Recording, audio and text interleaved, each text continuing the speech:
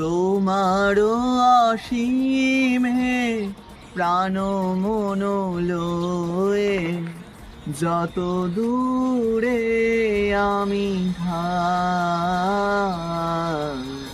সালটা 1919।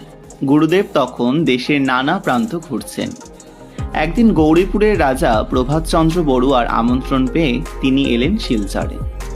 কয়েকদিনের জন্য উঠেছিলেন শহরের একটা সুন্দর বাড়িতে। সেই বাড়িটাই এখন রবীন্দ্র ভবন বা ঠাকুর বাড়ি নামে পরিচিত।